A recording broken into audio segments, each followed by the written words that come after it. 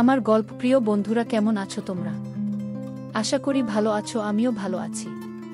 তোমাদের মজা দিতে আমি আরও একটি মজার গল্প নিয়ে এসেছি। গল্পটি শুনলে তোমাদের রড দিয়ে ঝরনার মতো পানি বেরিয়ে আসবে। তো বুঝতেই পারতেছ গল্পটা কেমন ইন্টারেস্টিং হতে চলেছে, তাই দেরি না করে কানে হেডফোন পরে নাও। আর যারা আমার সাথে কথা বলতে চাও বা ইমো নাম্বার পেতে চাও, আমি ভিডিওর মধ্যে নাম্বার দিয়ে দেব, আপনারা ভিডিও কলে আমার সাথে মজা করতে পারবেন। চলো তবে আর দেরি না করে শুরু করা যাক। আমার চাচার বিয়ে হয়েছে প্রায় ৮ মাস আগে।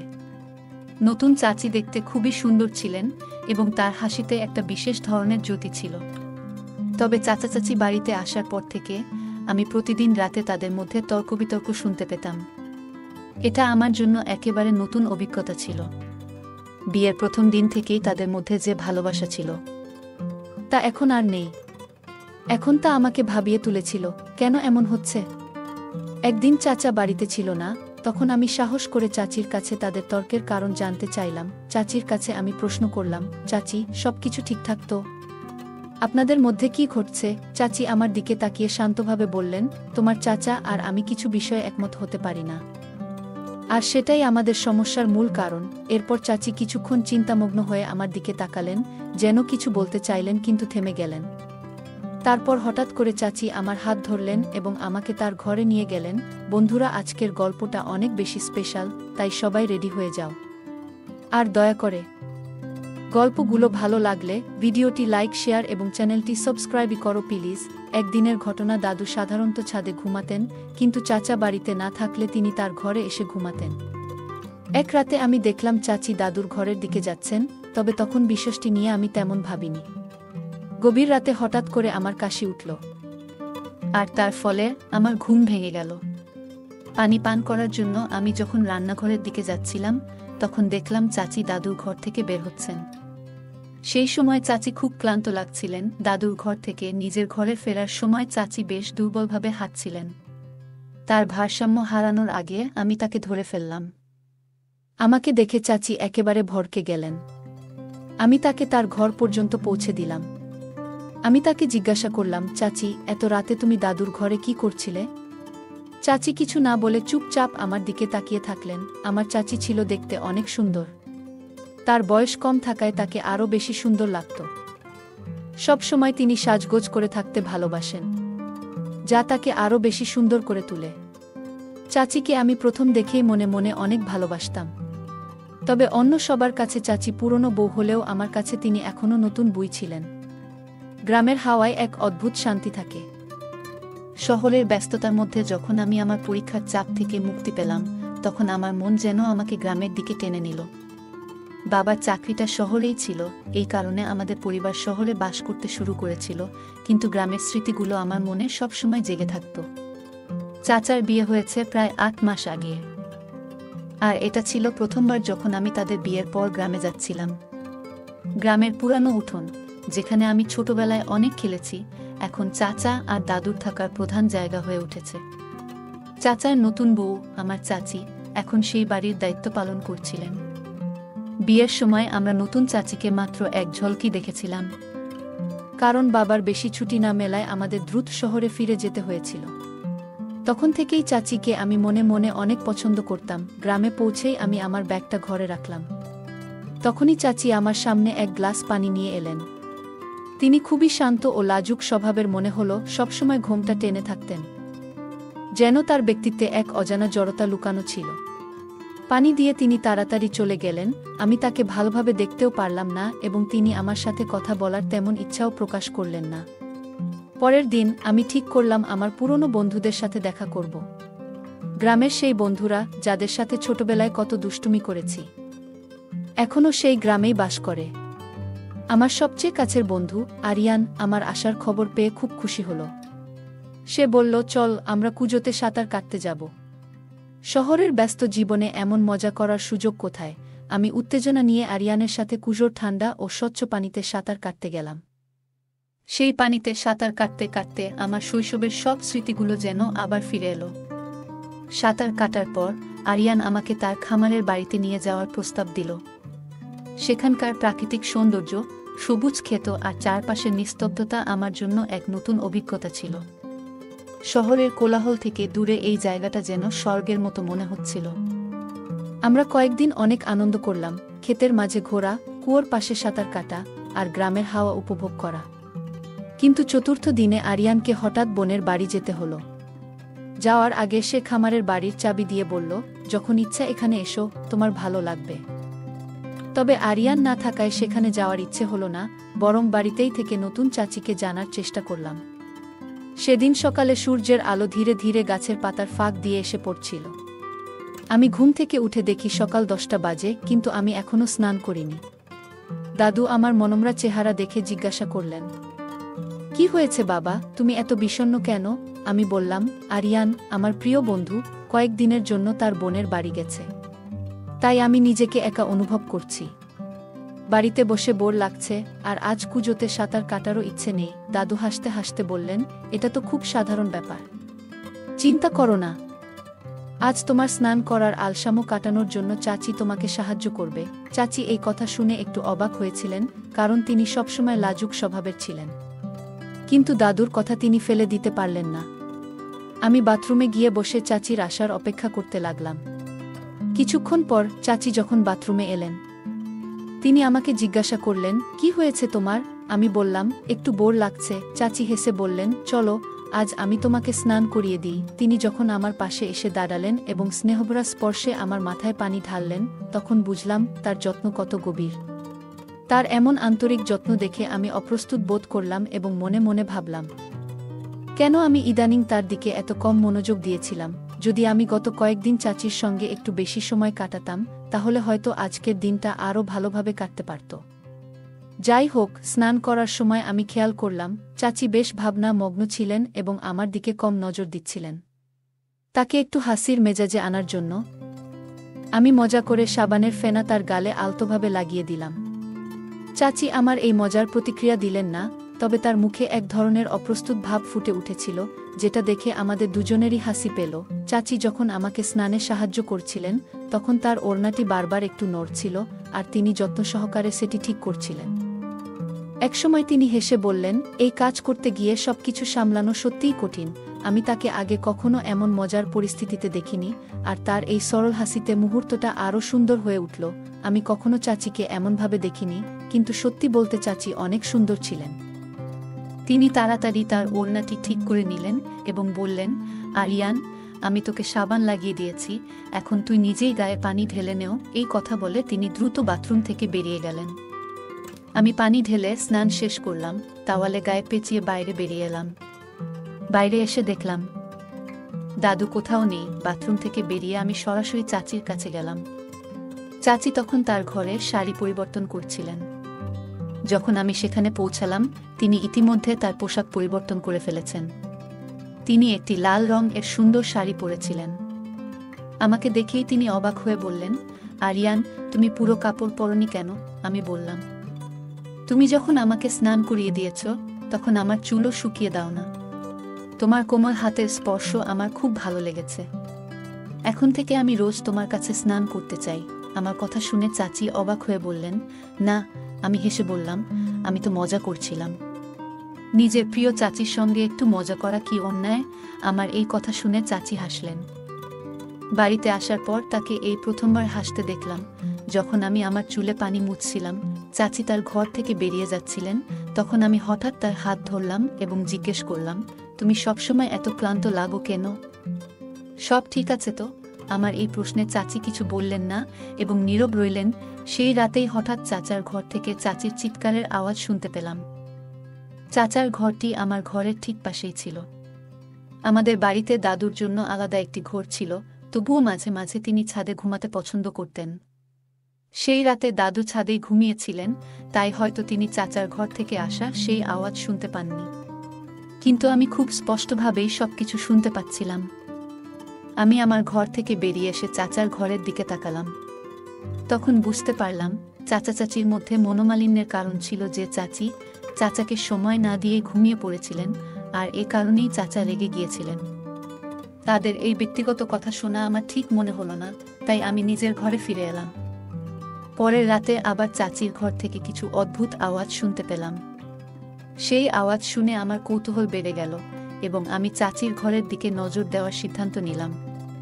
আমি যখন আমার ঘর থেকে বেরিয়ে চাচার ঘরের দিকে এগিয়ে যাচ্ছিলাম, তখন হঠাৎ দাদুর আওয়াজ শুনতে পেলাম।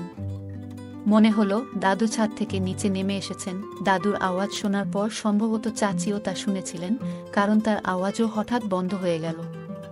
চাচা চাই অনেক ঝগড়া করছিলেন। দাদু ছিলেন প্রায় 60 বছরের মতো, কিন্তু তার শারীরিক গঠন এবং গম্ভীর কণ্ঠস্বর দেখে বোঝা যেত না যে তিনি বয়সে প্রবীণ। দাদুর দৃঢ় এবং ভারী কণ্ঠ শুনেই আমি তাড়াতাড়ি মাথা নিচু করে নিজের ঘরে ফিরে গেলাম। পরের দিন সকালের নাশতার সময়েও আমি চাচা আর চাচির মধ্যে এক ধরনের টানাপোড়েন অনুভব করলাম। দুজনেই যেন একে অপরের দিকে তাকাতে চাইছিলেন না। নাশতার সময় আমি লক্ষ্য করলাম চাচা চাচিকে দেখছিলেন না। নিঃসন্দেহে তাদের মধ্যে আবার কোনো না কোনো সমস্যার সৃষ্টি হয়েছে। চাচা প্রতিদিনের মতো নাশতা করে টিফিন নিয়ে তার দোকানে চলে গেলেন। রাতে চাচির যে অদ্ভুত আওয়াজগুলো শুনেছিলাম তা আমার মনে বারবার বাজছিল এবং চাচির দিকে তাকিয়ে কিছুটা অস্বস্তিও লাগছিল। নাশতা করার পর আমি আমার ঘরে ফিরে এলাম এবং মোবাইল কিছুক্ষণ দেখার পর ঘুমিয়ে পড়লাম। ঘুম ভাঙার পর আমি ঘর থেকে বাইরে বের হলাম। দেখলাম দাদু নেই, চাচিও নেই। চাচির ঘরের দরজা খোলা ছিল, কিন্তু দাদুর ঘরের দরজা বন্ধ ছিল। আমি রান্নাঘরে গিয়ে পানি পান করে বাইরে তাকালাম।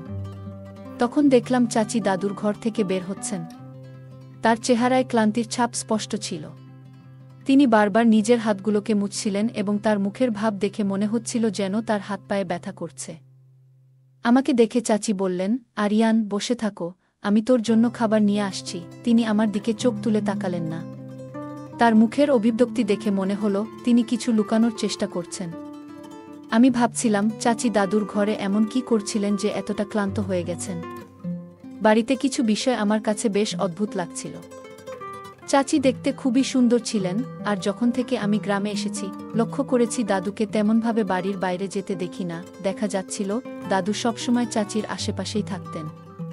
এটা আমার কাছে বেশ পরিষ্কার হয়ে উঠেছিল যে চাচি সবসময় ক্লান্ত দেখাতেন। সাধারণ গৃহকর্ম করতে গিয়ে কেউ এতটা ক্লান্ত হতে পারে, এটা ভাবা কঠিন ছিল। প্রায় প্রতিদিনই চাচা চাচির মধ্যে কোনো না কোনো অশান্তি দেখা যেত। মনে হচ্ছিল চাচি হয়তো চাচাকে সেই সময় দিতে পারছিলেন না যা চাচা চেয়েছিলেন, এবং এ কারণেই চাচা প্রায়ই রেগে থাকতেন। দুপুরে যখন চাচা বাড়িতে থাকতেন না, তখন চাচি প্রায় 5 ঘন্টা ধরে দাদুর ঘরে থাকতেন। যখন তিনি সেই ঘর থেকে বের হতেন, তখন তার মুখে স্পষ্ট ক্লান্তির ছাপ দেখা যেত। আমি 2 দিন ধরে বাড়ির সবকিছু বেশ মনোযোগ দিয়ে দেখলাম এবং ধীরে ধীরে সবকিছু বুঝতে শুরু করলাম। একদিন চাচা দুপুরে হঠাৎ তার দোকানটি বন্ধ করে বাড়িতে চলে আসেন। তার শহরে দোকানের জন্য কিছু জিনিস কিনতে যাওয়ার দরকার ছিল। তিনি দুপুরেই শহরের উদ্দেশ্যে রওনা হন এবং জানান যে রাতে বাড়ি ফিরে আসবেন। কিন্তু শহরে পৌঁছে জানতে পারেন যেই বৈদ্যুতিক সামগ্রীটি নিতে এসেছিলেন তা পেতে আরও 2 দিন সময় লাগবে। তাই চাচার শহরে থাকার সময় 1 দিন থেকে 2 দিন হয়ে যায়। যখন জানা গেল যে চাচা শহরে রয়েছেন, তখন আমার বাবা মা তাকে আরও 2 দিন শহরে থেকে কাজ শেষ করতে বলেন। এর ফলে চাচা 4 দিন বাড়িতে থাকবেন না। দাদু, যিনি সাধারণত ছাদে ঘুমাতেন, চাচা বাড়িতে না থাকলে তার রুটিনে কিছু পরিবর্তন লক্ষ্য করা যাচ্ছিল। দাদু সাধারণত ছাদে ঘুমাতেন, কিন্তু চাচা বাড়িতে না থাকলে তিনি তার ঘরে এসে ঘুমাতেন। এক রাতে আমি দেখলাম চাচি দাদুর ঘরের দিকে যাচ্ছেন, তবে তখন বিষয়টি নিয়ে আমি তেমন ভাবিনি। গভীর রাতে হঠাৎ করে আমার কাশি উঠল, তার ফলে আমার ঘুম ভেঙে গেল। পানি পান করার জন্য আমি যখন রান্নাঘরের দিকে যাচ্ছিলাম, তখন দেখলাম চাচি দাদুর ঘর থেকে বের হচ্ছেন। সেই সময় চাচি খুব ক্লান্ত লাগছিলেন। দাদুর ঘর থেকে নিজের ঘরে ফেরার সময় চাচি বেশ দুর্বলভাবে হাঁটছিলেন। তার ভারসাম্য হারানোর আগে আমি তাকে ধরে ফেললাম। আমাকে দেখে চাচি একেবারে ভড়কে গেলেন। আমি তাকে তার ঘর পর্যন্ত পৌঁছে দিলাম। আমি তাকে জিজ্ঞাসা করলাম, চাচি, এত রাতে তুমি দাদুর ঘরে কি করছিলে? চাচি আমার প্রশ্নে কিছু না বলে শুধু বললেন, আমার খুব ঘুম পাচ্ছে।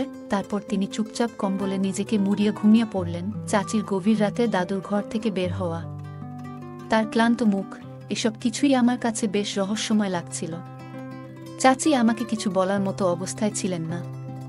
পরের দিন থেকে আমি চাচির কাছ থেকে সেই একই প্রশ্নের উত্তর জানার চেষ্টা করছিলাম। দুপুর 12টার দিকে যখন দাদু বাজারে সবজি কিনতে গিয়েছিলেন, তখন চাচি রান্না করছিলেন। বাড়িতে আমরা শুধু আমি আর চাচি ছিলাম। এই সুযোগটাকে কাজে লাগিয়ে আমি রান্নাঘরে গিয়ে চাচিকে আবার জিজ্ঞেস করলাম, তুমি এত রাতে দাদুর ঘরে কি করছিলে?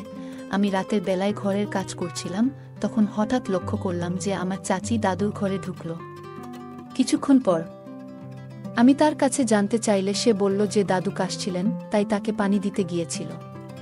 কিন্তু আমার মনে সন্দেহ জাগল, কারণ পানি দেওয়ার জন্য 1 মিনিটই যথেষ্ট, অথচ সে প্রায় 3 থেকে 4 ঘন্টা দাদুর ঘরে ছিল। আমি তার মুখোমুখি হয়ে জিজ্ঞাসা করলাম, ঘরে আসার পর থেকেই আমি প্রতি রাতে তোমাদের ঝগড়া শুনছি। চাচা বাড়িতে না থাকলেও তুমি দিনের বেলাতেও দাদুর ঘরে যাও, আজ রাতেও তুমি এত সময় সেখানে কাটালে, আসল ব্যাপারটা কি? আমি মজা করে চাচিকে জিজ্ঞাসা করলাম, তোমার কি চাচার প্রতি কোনো বিশেষ অনুভূতি নেই? চাচি একটু অপ্রস্তুত হয়ে বললেন, সবকিছু সবসময় যেমন মনে হয় তেমন নয়, কিছু জিনিস হয়তো তোমার বোঝার বাইরে। চাচা আমাকে যত্ন করে, তবে আমি মন থেকে পরিবারের অন্যদেরও যত্ন নিই। আমি অবাক হয়ে বললাম, মন থেকে যত্ন নেওয়া এর মানে কি? চাচি কিছুক্ষণ চুপ করে থেকে বলল, যা বোঝার তুমি বুঝে নাও, বলেই সে চলে গেল। সে আমার প্রশ্নের সঠিক উত্তর দিতে চায়নি। আমি তখন ভেবে পাচ্ছিলাম না, কেন সে তার ভালো স্বামীকে রেখে দাদুর প্রতি এমন আচরণ করছে। একদিন কেটে গেল, কিন্তু আমার মনে সন্দেহ বাড়ছিল। চোখের সামনে দাদুর ঘরে ঢুকতে দেখলাম। সে আমাকে কিছু বলতে রাজি ছিল না। পরের দিন দাদুর এক বন্ধু আমাদের বাড়িতে এলো এবং কিছুক্ষণের জন্য দাদুকে গ্রাম পঞ্চায়েতে নিয়ে গেল। আমি জানতাম সেখানে দাদুর অনেক সময় লাগবে এবং তার তাড়াতাড়ি ফিরে আসার সম্ভাবনা কম ছিল। তখন আমি ঠিক করলাম যে কোনো একটি অজুহাত দিয়ে চাচিকে বাড়ি থেকে বাইরে নিয়ে যাব। বাড়ি থেকে বেরোনোর সময় আমি চাচিকে বললাম যে আমাদের বাজারে যেতে হবে। তবে বাজারে না গিয়ে আমি তাকে আমার বন্ধুর ফার্ম হাউসে নিয়ে এলাম। ফার্ম হাউসে পৌঁছেই আমি চাচির দিকে তাকিয়ে থাকলাম। সেখানে আমরা দুজনই ছিলাম। চাচি আমাকে জিজ্ঞেস করতে শুরু করল, আমি তাকে সেখানে কেন নিয়ে এসেছি সেটা বুঝিয়ে বললাম মিষ্টি কথায়। ভেতরে ঢুকে বললাম, আমি জানতাম বাড়িতে থাকলে তুমি কখনো সত্যি কথা বলবে না, তাই তোমাকে এখানে নিয়ে এলাম। এখন সরাসরি আমাকে বলো, তোমার আর দাদুর মধ্যে আসলে কি চলছে? তুমি কি সত্যিই চাচার সাথে সুখী নও, নাকি অন্য কোনো কারণ আছে? ঠিক তখন চাচি আমার হাত ধরল আর একদম আমার কাছে চলে এলো। সে বলল, আরিয়ান, তুমি অযথা বেশি ভাবছ। আমি তোমাকে আগেই বলেছিলাম, সেটাই মেনে নাও।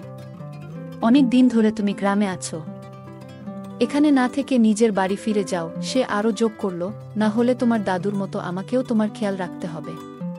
তোমার দাদু সবসময় চায় আমি যেন তার এবং বাকিদের যত্ন নিই। তারপর সে আমার দিকে একবার তাকিয়ে মুখ ঘুরিয়ে সেখান থেকে চলে গেল। তখনও সে আমাকে সত্যি বলেনি, নিশ্চিতভাবেই কিছু লুকাচ্ছিল। আমি ঠিক করলাম, আমি চাচির উপর নজর রাখব। সেদিন যেমন চাচিকে ফার্ম হাউসে নিয়ে গিয়েছিলাম, তেমনি তাকে বাড়িতে ফিরিয়ে নিয়ে এলাম। তারপর আমি বললাম যে আমি বন্ধুর কাছে যাচ্ছি এবং সন্ধ্যায় ফিরে আসব। এরপর আমি বাড়ি থেকে বের হলাম। পথে আমার দাদুর সাথে দেখা হলো। তখন আমি দাদুকে জানিয়েছিলাম যে আমি সন্ধ্যায় বাড়ি ফিরব। ইচ্ছে করে আমি দাদু আর চাচিকে একসঙ্গে কিছু সময় কাটানোর সুযোগ দিয়েছিলাম। দাদু যখন বাড়িতে ফিরে এলেন, আমি অর্ধেক পথ থেকেই ঘুরে বাড়ির দিকে চলে এলাম। সেদিন দুপুর 2টা থেকে সন্ধ্যা 7টা পর্যন্ত আমি বাড়ির পরিস্থিতির দিকে নজর রাখছিলাম। দাদু আর চাচির মধ্যে কি চলছিল তা স্পষ্ট ছিল আমার চোখের সামনে। সারাদিন তাদের কথাবার্তা শুনে আমার মনে সব পরিষ্কার হয়ে গিয়েছিল। সারাদিন তাদের উপর নজর রাখার পর রাত 8টার দিকে আমি বাড়ি ফিরলাম। প্রতিদিনের মতো শান্তভাবে রাতের খাবার খেলাম এবং খাবার শেষে এমন ভাব করলাম যেন আমি নিজের ঘরে যাচ্ছি। আমি আমার ঘরে গেলাম ঠিকই, কিন্তু দাদু যখন হাত ধুতে রান্নাঘরে গেলেন, আমি আস্তে করে দাদুর ঘরে ঢুকে লুকিয়ে রইলাম। প্রায় 1 ঘন্টা পর চাচি দাদুর ঘরে এলেন। কিছুক্ষণ পর আমি লক্ষ্য করলাম চাচি দাদুর পায়ে মালিশ করছে। দাদু চাচির সাথে খুবই কঠিন ভাষায় কথা বলছিলেন, যেন তিনি একজন চাকরের সঙ্গে কথা বলছেন। 2 ঘন্টা ধরে চাচি দাদুর পায়ে মালিশ করতে থাকলেন। সারাদিন ধরে তাদের মধ্যে যা যা ঘটেছিল তা আমি নিজের চোখে দেখে ফেলেছিলাম। পরের দিন সকালে যখন চাচা বাড়ি ফিরলেন, তখন আমি সবার সামনে চাচাকে বললাম, চাচা, এখন আপনি আর চাচি আমাদের সাথে শহরে চলে আসুন। বাবা আপনার জন্য একটি ভালো চাকরির প্রস্তাব পেয়েছেন। দাদু তো শহরে আসবেন না, কারণ তার গ্রামের প্রতি অনেক ভালোবাসা আছে। চাচা যখন শহরে চলে যাওয়ার সম্মতি দিলেন, দাদু একেবারে বিস্মিত হয়ে গেলেন। তিনি বললেন, রমেশ, তুমি আর তানিয়া কোথাও যাবে না। যদি তোমরা চলে যাও তাহলে আমি এখানে একা কিভাবে থাকব? তখন আমি বললাম, দাদু, চাচা চাচি এখানে থাকলেও আপনি চাচির কতটা মূল্য দেন? তাকে আপনি একজন কাজের মহিলাদের মতো ব্যবহার করেন। আমি গতকাল সারাদিন আপনাদের উপর নজর রেখেছিলাম। চাচি চাচাকে সময় দিতে পারেন না, আর তাদের মধ্যে সবসময় ঝগড়া হয়। এর কারণও আমি খুঁজে পেয়েছি। দাদু, আপনি চাচিকে সারাদিন কাজের মধ্যে ব্যস্ত রাখেন। কোনো প্রয়োজন ছাড়াই দিনের পর দিন আপনি তাকে পায়ে মালিশ করতে বাধ্য করেন। রাতে যখন তারা শুতে যায় তখন চাচি এতটাই ক্লান্ত থাকেন যে ইচ্ছা থাকা সত্ত্বেও তিনি চাচাকে সময় দিতে পারেন না। আর এই কারণেই তাদের মধ্যে সবসময় ঝগড়া লেগে থাকে। এখানে আসার পর থেকে আমি তাদের ঝগড়ার কথা শুনছি। দাদু, যদি আপনি আপনার ছোট বউয়ের কোনো মূল্যই না দেন তাহলে তাকে এখানে রাখার কি মানে? চাচা আর চাচি শহরে চলে যাওয়ার সিদ্ধান্ত নিয়েছেন। আমি এসব কথা চাচাকে আগেই জানিয়ে দিয়েছিলাম। এই কথা শুনে দাদুর চোখে জল চলে এলো। তিনি বললেন, রমেশ, আমাকে মাফ করে দাও। তুমি এই সাধারণ পরিবারের মেয়ের সঙ্গে বিয়ে করেছিলে, আর সেজন্যই আমি রেগে গিয়েছিলাম। সে এক পয়সাও নিয়ে এই বাড়িতে আসেনি, তাই আমি তার সঙ্গে কাজের মহিলার মতো আচরণ করতাম এবং নিজের রাগ তার উপর ঝাড়তাম। আমি ইচ্ছে করে তাকে সারাদিন কাজের মধ্যে ব্যস্ত রাখতাম, যাতে সে রাতে তোমাকে সময় দিতে না পারে এবং তোমাদের মধ্যে ঝগড়া বাঁধে। আমি নিজেই আমার ছেলের সুখে বাধা সৃষ্টি করছিলাম। এখন যখন আরিয়ান তোমাদের শহরে নিয়ে যাওয়ার কথা বলছে, আমি মুহূর্তের মধ্যে বুঝতে পারলাম তোমাদের কতটা প্রয়োজন, বিশেষ করে আমার বুমার। আমাকে মাফ করো, তোমাদের ছাড়া আমি এখানে একা কিভাবে থাকব? এই কথা বলে দাদু চাচা ও চাচির সামনে হাত জোড় করলেন। চাচা আর চাচি তাকে ক্ষমা করে দিলেন, কারণ দাদু তাদের ভুল বুঝতে পেরেছিলেন। দাদুর ছোট ছেলের প্রতি গভীর ভালোবাসা ছিল, আর সেই কারণেই চাচি কখনো কোনো অভিযোগ করেননি। তিনি বাবা আর ছেলের সম্পর্কের মধ্যে ফাটল ধরাতে চাননি। তার মনে হতো একদিন দাদু তাকে বুঝতে পারবেন। সেই আশা নিয়ে তিনি দিন কাটাতেন। আমার উদ্দেশ্য ছিল দাদুকে তার ভুল বুঝিয়ে দেওয়া। কয়েকদিনের মধ্যেই দাদু তার বুমাকে যথাযথ মর্যাদা দিতে শুরু করলেন। চাচির গরিব পরিবারের অবস্থা নিয়ে তিনি যে খোঁটা দিতেন তা সম্পূর্ণভাবে বন্ধ করে দিলেন। কারণ দাদু বুঝতে পেরেছিলেন চাচির সৌন্দর্য এবং তার উদার মনের সঙ্গে তার পরিবারের আর্থিক অবস্থার কোনো সম্পর্ক নেই। বন্ধুরা, মানুষের আসল সৌন্দর্য তার ব্যবহার আর কথাবার্তায় থাকে, টাকার মধ্যে নয়। তাই কাউকে তার সম্পদের উপর বিচার না করে তার স্বভাব ও আচরণের উপর ভিত্তি করে তার প্রকৃত মূল্যায়ন করা উচিত। গল্প এমন একটি মাধ্যম যার মাধ্যমে আমরা শুধু বিনোদনই পাই না, বরং আমাদের অভিজ্ঞতা, চিন্তা ও অনুভূতিও শেয়ার করতে পারি। গল্প বলা, শোনা এবং পড়া মানব সভ্যতার একটি গুরুত্বপূর্ণ অংশ। এটি কেবল আমাদের একে অপরের কাছাকাছি আনে না, আমাদের শিক্ষা দেয়, অনুপ্রাণিত করে এবং কখনো কখনো আমাদের গভীরভাবে ভাবায়। এই গল্পটি পারিবারিক সম্পর্ক ও সামাজিক মূল্যবোধের প্রতিফলন করে, যা একে অন্যান্য ভাষাগত ও সাহিত্যিক রূপ থেকে আলাদা করে। গল্পে চাচা, চাচি এবং দাদুর সম্পর্কের মাধ্যমে পারিবারিক বন্ধন ও সামাজিক প্রত্যাশার প্রভাব স্পষ্টভাবে ফুটে ওঠে। গল্পটি আমাদের শেখায় যে পারিবারিক সম্পর্কের মধ্যে যোগাযোগ ও বোঝাপড়া কতটা গুরুত্বপূর্ণ। আরিয়ানের চাচির সংগ্রাম এবং দাদুর পরিবর্তিত মনোভাবের মাধ্যমে আমরা উপলব্ধি করি, সুখী জীবনের জন্য শুধু শারীরিক উপস্থিতি নয়, মানসিক ও আবেগগত শান্তিও জরুরি। গল্পের গুরুত্ব আমাদের জীবনে অত্যন্ত গভীর।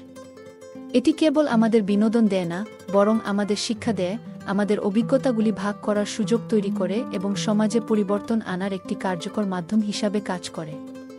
প্রতিটি গল্প আমাদের নতুন দৃষ্টিভঙ্গি, নতুন শিক্ষা এবং নতুন অভিজ্ঞতা প্রদান করে, যা আমাদের জীবনকে নতুনভাবে দেখতে সাহায্য করে। এইভাবে গল্প কেবলমাত্র বিনোদনের মাধ্যম নয়, এটি আমাদের সমাজ, সংস্কৃতি এবং ব্যক্তিগত বিকাশের একটি গুরুত্বপূর্ণ অংশ। তাই আমাদের গল্প বলার এবং শোনার শিল্পকে কেবল ধরে রাখাই নয়, সেটিকে আরও এগিয়ে নিয়ে যাওয়ার চেষ্টা করা উচিত। এর ফলে আমাদের চিন্তার প্রসার ঘটবে, অনুভূতির গভীরতা বাড়বে এবং আমাদের আরও একতাবদ্ধ হতে সাহায্য করবে। বন্ধুরা, যদি এই গল্পটি ভালো লেগে থাকে তাহলে দয়া করে ভিডিওটি লাইক করুন এবং আমাদের চ্যানেলটি সাবস্ক্রাইব করুন। পাশে থাকা বেল আইকনটি প্রেস করুন, যাতে করে আমরা যখনই নতুন ভিডিও আপলোড করি তার নোটিফিকেশন সবার আগে আপনার কাছে পৌঁছে যায়। ধন্যবাদ, দেখা হবে আমাদের পরবর্তী ভিডিওতে। আজকের গল্পটি এ পর্যন্ত। এতক্ষণ সাথে থাকার জন্য ধন্যবাদ। দেখা হবে পরবর্তী কোনো ভিডিওতে।